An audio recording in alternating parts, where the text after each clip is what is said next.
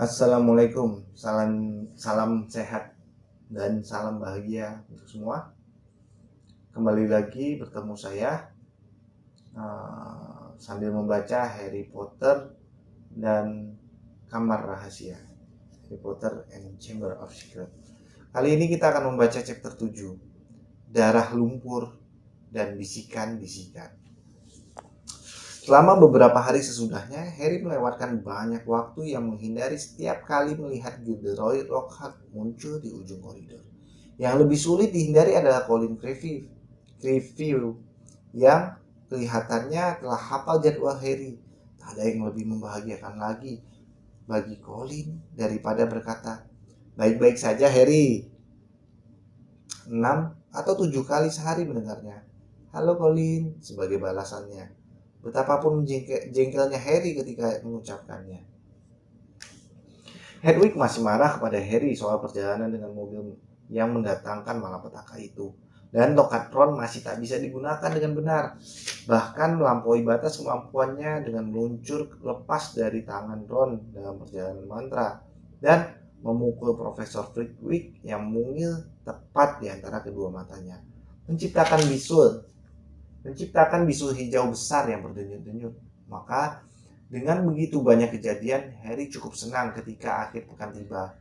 Dia, Ron, dan Hermione merencanakan akan mengunjungi Hagrid pada Sabtu pagi.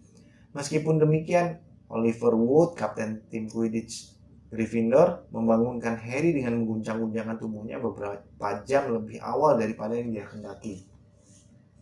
"Ada apa?" tanya Harry agak pusing. "Latihan Quidditch," kata Wood. "Ayo!" Masih mengantuk, Harry memandang lewat jendela. Kabut tipis menggantung di langit merah jingga. Sekarang, setelah bangun, Harry heran bagaimana dia bisa tidur terus padahal burung-burung berkicauan begitu ramai. "Oliver," kata Harry sesak. "Masih subuh." "Persis," kata Wood. Oliver Wood, anak kelas 6 yang tinggi, besar, dan pada saat ini matanya berkilat dengan antusiasme gila-gilaan. "Ini bagian dari program latihan baru kita. Ayo, ambil sapumu dan kita berangkat," kata Wood penuh semangat. "Tim yang lain belum ada yang mulai latihan. Kita yang akan mulai nomor 1 tahun ini." Menguap dan sedikit bergidik kedinginan, Harry turun dari tempat tidurnya dan berusaha mencari jubah Quidditch-nya. "Bagus," kata Wood. "Kita bertemu di lapangan 15 menit lagi." Setelah menemukan jubah merah tua seragam timnya dan memakainya di atas jubah biasanya supaya hangat, Harry menulis pesan untuk Ron menjelaskan kemana dia pergi. Dia menuruni tangga spiral ke ruang rekreasi dengan nimbus 2000 bertengger di bahunya. Dia baru tiba di lubang lukisan ketika terdengar bunyi berkelontang di belakangnya dan Colin Creevy muncul berlarian menuruni tangga spiral. Kameranya berayun liar di lehernya dan tangannya menggenggam sesuatu. "Aku dengar ada yang menyebut namamu di tangga, Harry. Lihat ini apa yang kubawa. Sudah kucetak. Aku ingin menunjukkannya kepadamu." Harry melongo melihat foto yang dikibar-kibarkan Colin di depan hidungnya. Foto hitam putih Lockhart yang bergerak sedang menari kuat-kuat dengan lengan yang dikenali Harry sebagai lengannya sendiri. Harry senang melihat fotonya melawan sekuat tenaga dan menolak ditarik supaya kelihatan dalam foto. Sementara Harry mengawasi Lockhart menyerah dan merosot terengah pada pinggiran putih foto. "Maukah kau menandatanganinya?" kata Colin penuh semangat. "Tidak," kata Harry dengan tegas, melihat berkeliling untuk memastikan ruangan itu benar-benar kosong. "Sorry Colin, aku sedang buru-buru latihan Quidditch." Harry memanjat keluar lewat lubang lukisan. "Oh, wow, tunggu aku belum pernah menonton Quidditch." Colin merayap keluar lubang mengikutinya. "Kau akan bosan," kata Harry cepat-cepat. Tapi Colin mengabaikannya. Wajahnya bercahaya saking bersemangatnya. "Kau pemain termuda selama 100 tahun ini, ya kan Harry? Ya kan?" kata Colin melangkah menjajarinya. "Oh pasti hebat, aku belum pernah terbang. Gampang tidak? Apa itu sapumu sendiri? Apa itu sapu terhebat yang pernah ada?" Harry tak tahu bagaimana caranya menyingkirkan Colin. Rasanya seperti punya bayangan yang sangat cerewet. "Aku sebetulnya tak paham Quidditch," kata Colin tersengal. "Betulkah ada 4 bola?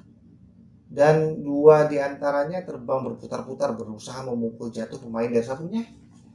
"Ya," kata Harry.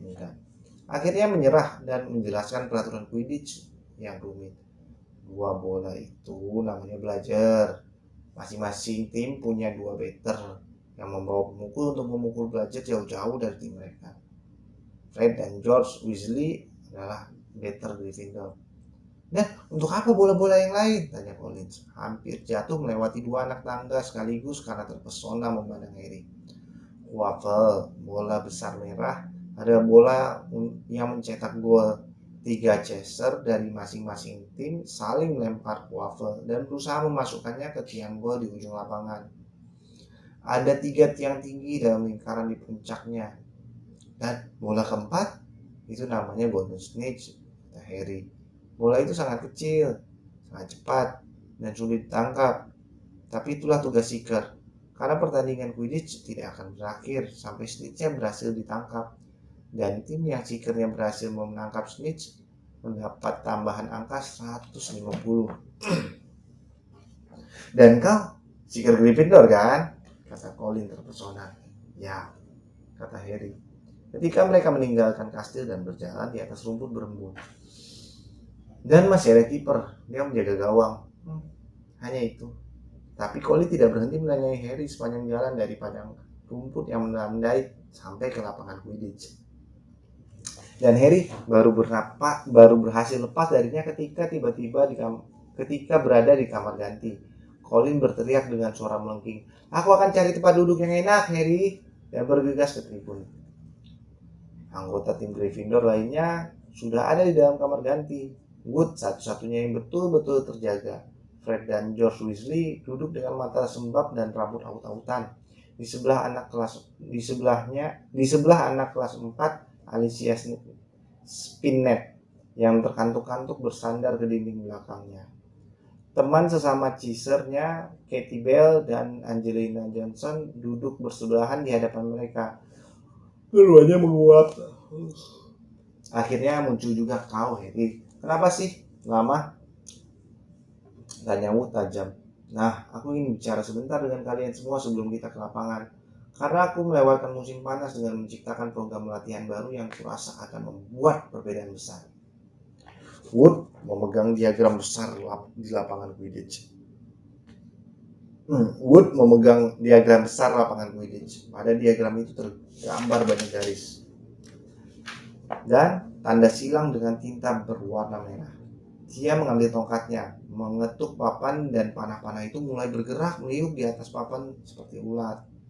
Sementara Wood berpidato tentang taktik barunya, kepala Fred Weasley mulai terkulai ke bahu Alicia Spinnet dan dia mulai mendengkur. Perlu hampir 20 menit untuk menjelaskan papan pertama. Tapi ada papan lain di bawahnya dan papan ketiga di bawah yang kedua itu. Harry serasa melayang, sementara Wood terus mengoceh dan membosankan. Nah, kata Wood akhirnya mengagetkan Harry yang sedang berkhayal apa yang bisa dimakannya untuk sarapan di kastil saat ini. Sudah jelas. Ada pertanyaan? Aku mau tanya Oliver, kata George yang terbangun kaget. Kenapa sih kau tidak menjelaskan semua ini kepada kami kemarin sewaktu kami masih segar? Wood tidak senang. Dengar kalian semua, katanya, mendelik galak kepada mereka. Kita seharusnya memenangkan Piala Quidditch tahun lalu dan kita tim yang paling kuat. Tapi sayangnya karena situasinya di luar kontrol. Harry merasa bersalah. Dia terbaring pingsan di rumah sakit selama pertandingan final tahun ajaran lalu. Yang berarti Gryffindor berkurang satu pemain dan menderita kekalahan paling parah dalam 300 tahun terakhir. Wood berusaha menguasai dirinya. Kekalahan terakhir mereka jelas membuatnya tersiksa. Maka tahun ini kita berlatih keras dari sebelumnya. Oke, ayo berangkat dan mempraktikkan teori baru tadi. Wood berteriak, menyambar sapunya dan mendahului keluar dari kamar ganti. Dengan kaki kaku dan masih menguap, anggota tim lain mengikutinya. Agaknya mereka berada di dalam kamar ganti lama sekali, sehingga matahari sudah benar-benar terbit sekarang, meskipun sisa-sisa kabut masih melayang di antara rumput stadion. Ketika Harry berjalan ke lapangan, dia melihat Ron dan Hermione duduk di tribun. Kalian belum selesai? Tanya Ron heran. Mulai saja belum, kata Harry memandang iri kepada roti panggang berselai yang dibawa Ron dan Hermione dari aula besar. Wood tadi mengajari kami taktik baru. Harry naik ke sapunya dan menjejak tanah, melesat ke udara. Udara pagi yang sejuk menerpa wajahnya, membangunkannya jauh lebih efektif daripada pidato panjang Wood. Asik rasanya kembali ke lapangan Quidditch. Dia terbang mengelilingi stadion dengan kecepatan penuh, berlomba-lomba dengan Fred dan George. Bunyi ceklak-ceklik aneh apa itu? Seru Fred ketika mereka meluncur dengan cepat di sudut stadion. Harry memandang ke tribun. Holden duduk di salah satu tempat duduk yang paling tinggi. Kameranya terangkat, tak putus-putusnya memotret. Bunyinya diperbesar secara aneh di stadion kosong itu. Lihat sini Harry, lihat sini, teriaknya Harry. Siapa itu? Tanya Fred. Entahlah, Harry berbohong menambah kecepatan yang membawanya sejauh mungkin dari Colin. Ada apa sih? Tanya Wood, mengurutkan keningnya. Setelah ia meluncur di udara menuju mereka. Kenapa anak kelas 1 itu memotret? Aku tidak suka. Siapa yang tahu dia mata-mata Slytherin? Mencoba mencari tahu tentang program latihan baru kita. Dia anak Gryffindor, kata Harry cepat-cepat. Dan tim Slytherin tak perlu mata-mata, Oliver, kata George. Kenapa kau bilang begitu? Kata Wood curiga. Karena mereka sendiri ada di sini, kata George, menunjuk beberapa anak berjubah hijau berjalan memasuki lapangan dengan sapu di tangan. Aku tidak percaya, Wood mendesis berak. Aku sudah pesan lapangan untuk hari ini. Coba kita lihat. Wood menukik ke tanah, mendarat lebih keras daripada yang diinginkan dari kemarahannya.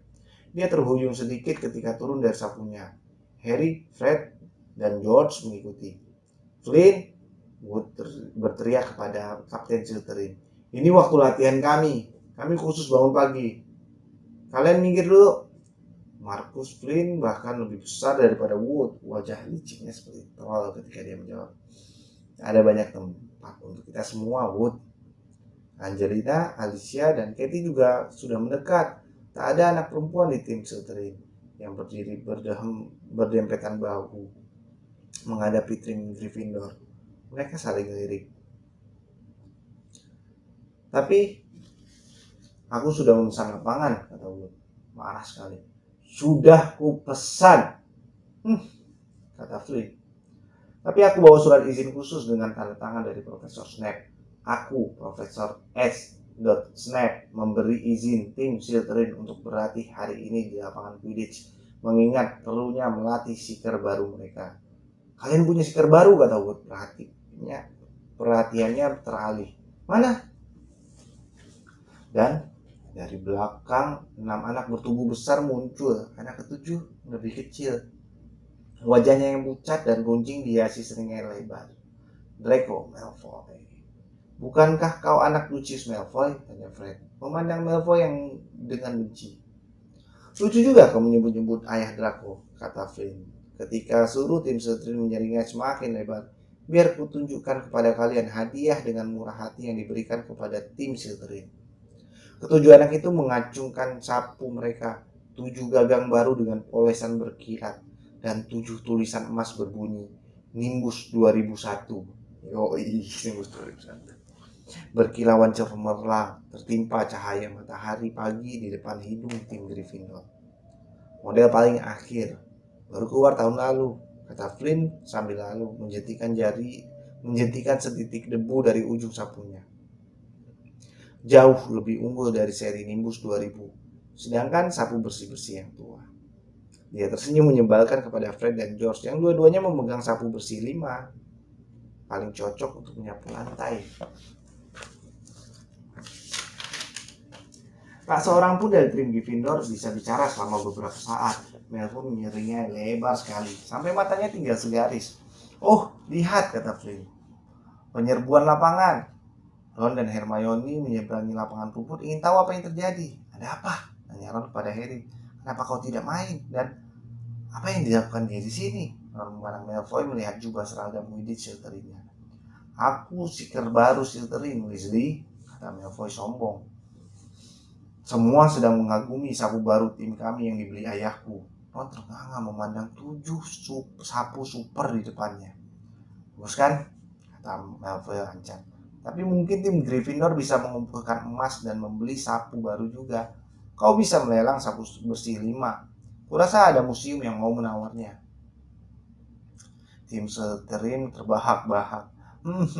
Paling tidak Tak seorang pun anggota tim Gryffindor yang harus menyuap untuk bisa masuk, celetuk Hermione tajam. Mereka dipilih karena memang mampu. Kepuasan di wajah Malfoy lenyap. Tak ada yang minta pendapatmu, darah lumpur kotor, empatnya. Harry langsung tahu Malfoy telah mengatakan sesuatu yang benar-benar kelewatan karena tiba-tiba saja terjadi keributan. Flynn harus menukik ke depan Malfoy untuk mencegah Fred dan George melompat menyerangnya. Alicia berteriak, "Berani-beraninya kau!" Dan Ron memasukkan tangannya ke dalam jubah, menarik keluar tongkatnya sambil berteriak, "Kau harus membayarnya, Malfoy!" Dia mengancungkan tongkatnya dengan murka, melewati lengan Flynn ke wajah Malfoy. Terdengar suara ledakan keras yang bergema di stadion dan seberkas sinar hijau meluncur dari tongkat yang salah, menyambar perut Ron sendiri dan membuatnya jatuh terjengkang di rembutan. "Ron, Ron, kau tak apa-apa," jerit Hermione. Ron membuka mulutnya yang bicara, tapi tak ada suara yang keluar. Dia malah bersendawa keras dan beberapa siput berjatuhan dari mulutnya ke pangkuannya. Tim Slytherin tertawa terbahak-bahak. Flynn sampai terbungkuk-bungkuk bertumbuh pada sapu barunya. Malfoy merangkak, memukul-mukul tanah dengan tinjunya. Anak-anak Gryffindor berkerumun mengelilingi Ron yang tak henti-henti bersendawa siput-siput yang besar berkilat. Tak seorang pun tampaknya mau menyentuh Ron. "Lebih baik kita membawanya ke pondok Hagrid yang paling dekat," kata Harry kepada Hermione yang mengangguk dengan berani. Berdua mereka memapah Ron. "Ada apa, Harry? Ada apa? Apa dia sakit? Tapi kau bisa menyembuhkannya, kan?" Colin sudah berlari turun dari tempat duduknya dan sekarang berjalan mengiringi mereka dan meninggalkan lapangan. Ron bersendawa keras dan beberapa siput berjatuhan lagi dari mulutnya. Kata Colin terpesona mengangkat kameranya. "Bisakah kau pegangi dia, Harry?" "Minggir, Colin," kata Harry marah. Dia dan Hermione membantu Ron meninggalkan stadion dan menyeberang halaman menuju tepi hutan. "Hampir sampai, Ron," kata Hermione, ketika pondok si pengawas binatang liar tampak. "Kau akan baik sebentar lagi. Hampir sampai." Mereka sudah tinggal kira-kira 6 meter dari pondok Hagrid ketika pintunya terbuka. Tapi bukan Hagrid yang muncul. Gilderoy Lockhart memakai jubahnya lembayung muda hari ini keluar. "Cepat, ke belakang sini," desis Harry, menarik Ron ke belakang semak di dekat situ. Hermione mengikutinya dan dengan agak enggan.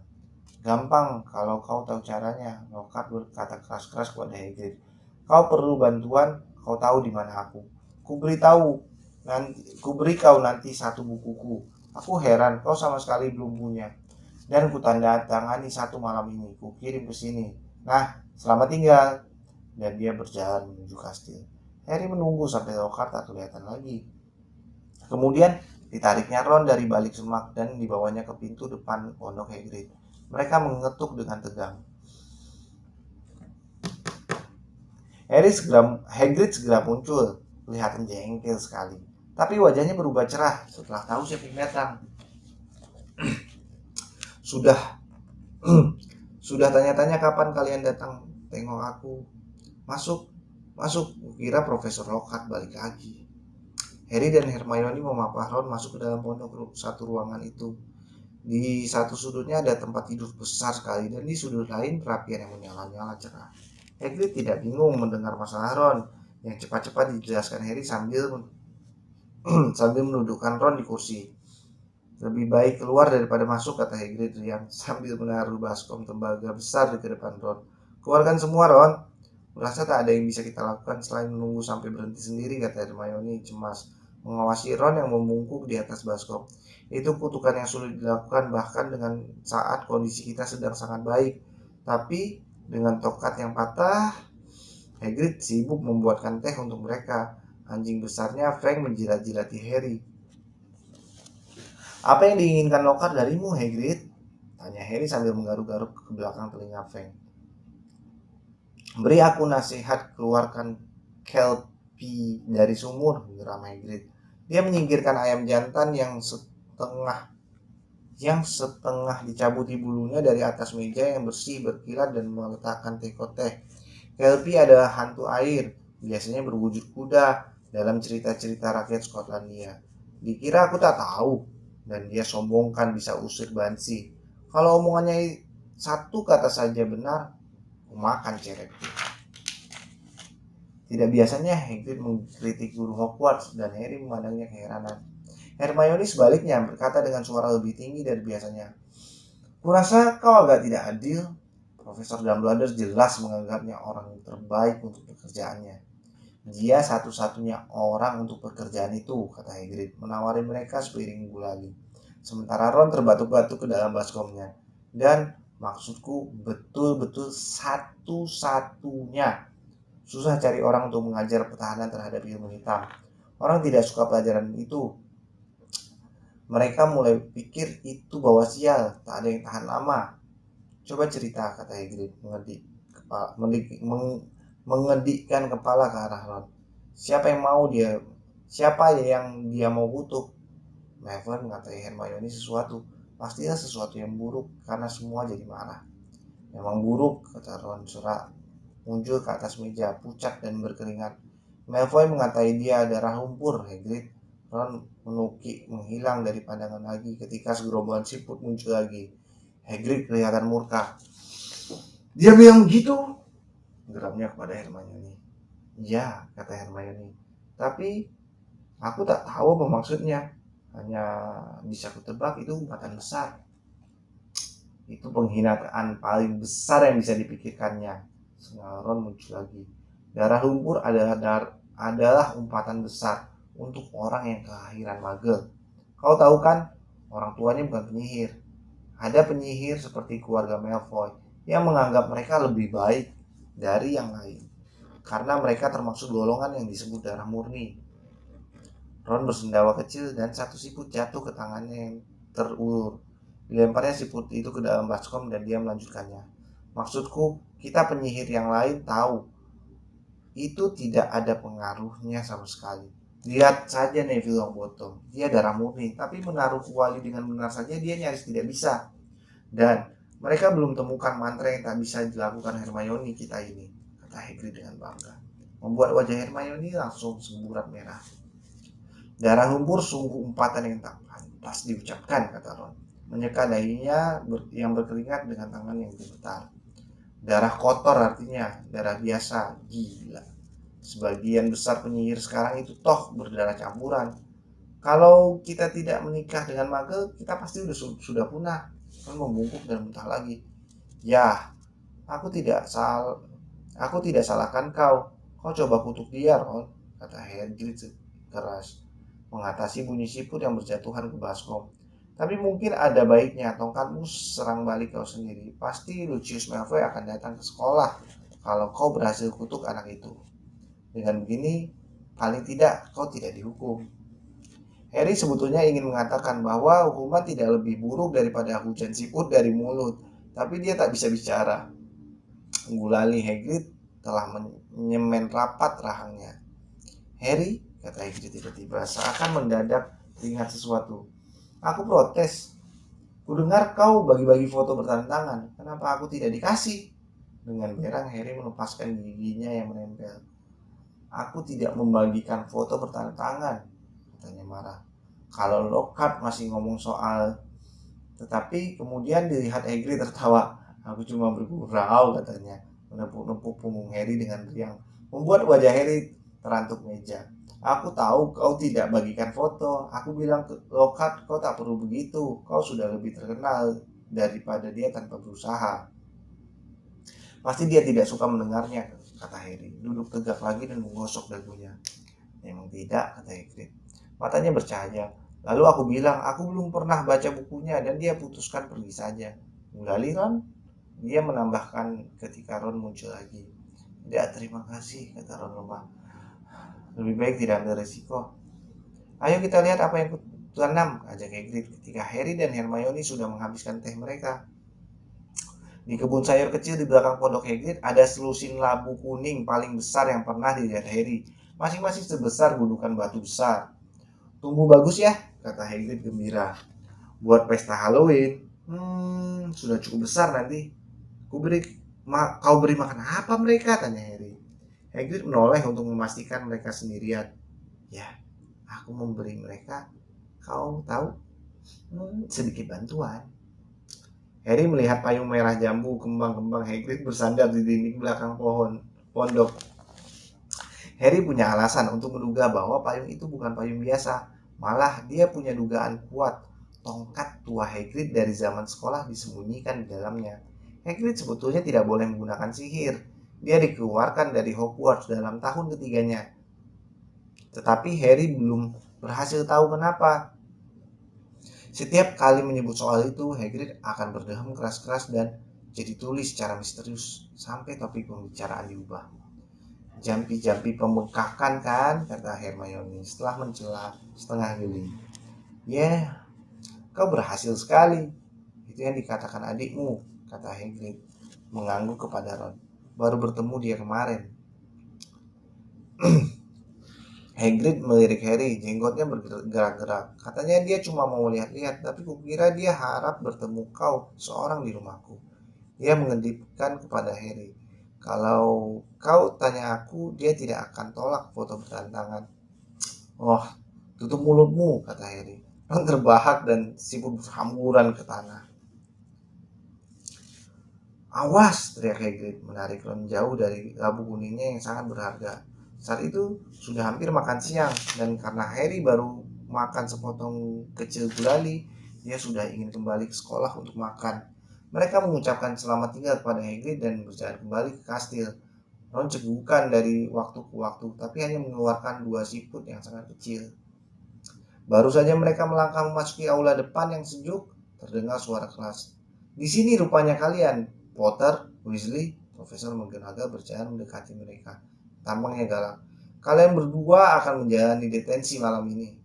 Apa yang harus kami lakukan, Profesor? Kata Ron dengan gugup menahan agar tidak bersendawa. Kau akan menggosok perak di ruang piala dengan Mr. Filch, kata Profesor McGonagall. Dan dilarang pakai sihir, Weasley. Pakai pelumas biasa. Dan kau, Potter, akan membantu Profesor Lockhart menjawab surat-surat penggemarnya, kata Profesor McGonagall. Oh, tidak. Bolehkah saya ke ruang piala saja? Tanya Harry putus. Jelas tidak, kata Profesor McGonagall. Alisnya terangkat. Profesor Lockhart khusus memintamu. Pukul 8 tepat. Jangan terlambat. Harry dan Ron berjalan gontai dan murung ke aula besar. Hermione di belakang mereka. Ekspresi wajahnya seakan mengatakan kalian memang melanggar peraturan sekolah. Harry kehilangan nafsu makannya saat dia menghadapi pai dagingnya. Dia dan Ron beranggapan detensi masing-masing lebih berat daripada yang lain. Filch akan mengawasiku sepanjang malam. Tak boleh pakai sihir. Paling sedikit ada 100 piala di ruangan itu. Aku parah kalau aku membersihkan pakai cara magel. Aku mau tukar kapan saja, kata Harry hampa. Aku sudah terlatih dengan keluarga Dursley menjawab surat-surat penggemar lokal.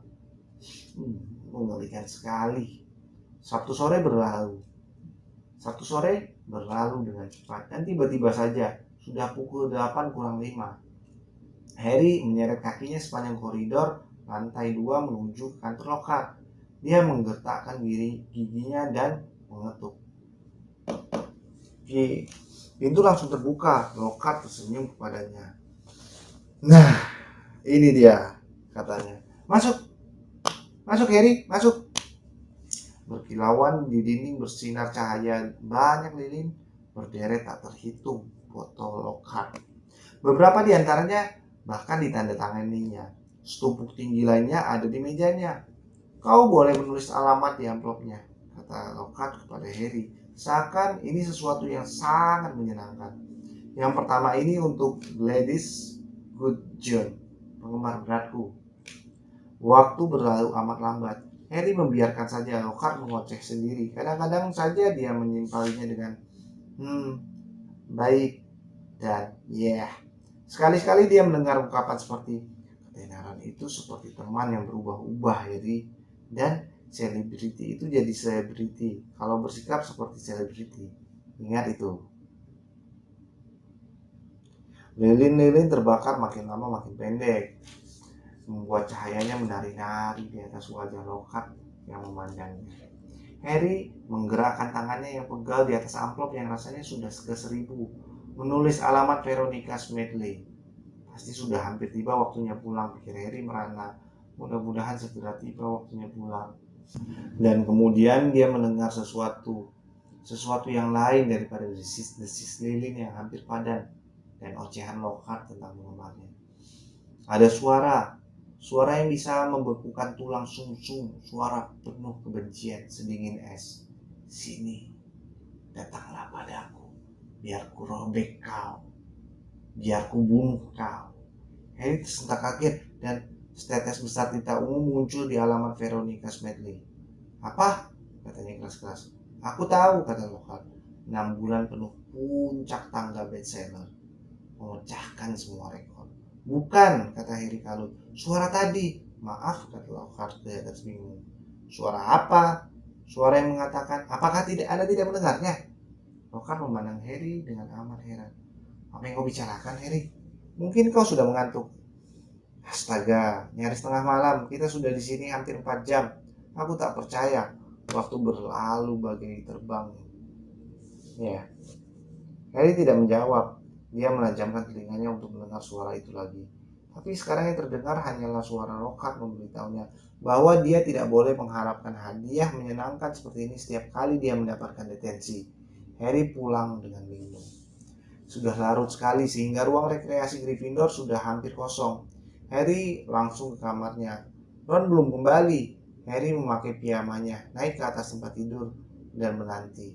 Setengah jam kemudian Ron pulang, memijat-mijat lengan kanannya dan membawa bau pelitur ke dalam kamar yang gelap. Aduh, otorku sakit semua, keluh Ron, menjatuhkan diri ke tempat tidur. 14 kali aku harus menggosok piala Quidditch itu sebelum dia puas. Dan kemudian aku dapat serangan siput lagi, memuntahi penghargaan istimewa untuk mengabdi kepada sekolah. Lama sekali lendirnya baru bisa bersih. Bagaimana dengan Lockhart? Dengan suara rendah agar tidak membangunkan Neville, Dean, dan Seamus, Harry menceritakan kepada Ron apa yang didengarnya. Dan Lockhart bilang dia tidak bisa mendengarnya, kata Ron. Dalam cahaya bulan, Harry bisa melihat kening Ron berkerut. Apakah menurutmu dia bohong? Tapi aku tidak mengerti. Bahkan orang yang tidak melihat pun harusnya membuka pintu. Aku tahu, kata Harry. Kembali terbaring di tempat tidur besarnya dan memandang langit-langit kelambu. Aku juga tidak mengerti. Nah, itu dia chapter 7, darah lumpur dan bisikan-bisikan. Nah, sudah bisikan-bisikan menarik ya ceritanya terkait Harry Potter. Nanti kita sampai lanjut lagi ya kepada cerita Harry Potter selanjutnya pada chapter selanjutnya pada video berikutnya. Terima kasih, salam sehat selalu, salam bahagia, assalamualaikum.